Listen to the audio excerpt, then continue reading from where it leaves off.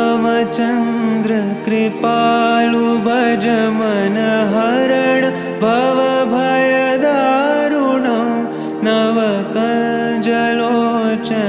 कञ्जमुख करकञ्ज पदकञ्जारुणं श्रीराम श्रीराम श्रीराम श्रीराम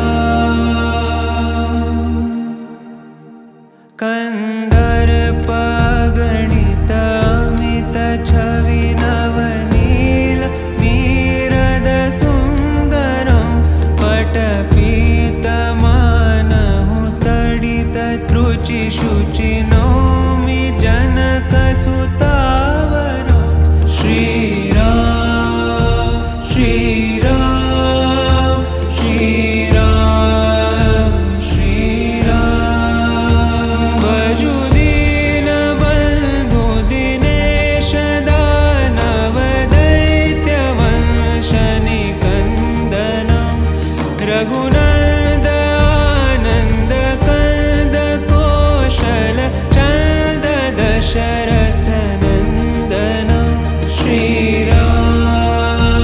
श्रीराम श्रीराम श्रीराम शिरमुकुट कुण्डल तिलक चारु दारु अङ्गविभूषणम् आजानुभुज शरचापधर सङ्ग्रामचित खरदूषणं श्रीराम श्रीराम श्रीराम श्रीराम इति वदति तुलसीदास शङ्कर शेषमुनि मनरञ्जनं मम हृदयिकञ्जनिवास कुरु कामादिखलदल गञ्जनं श्रीराम श्रीराम श्रीराम श्रीराम श्रीराम श्रीराम श्रीराम श्रीराम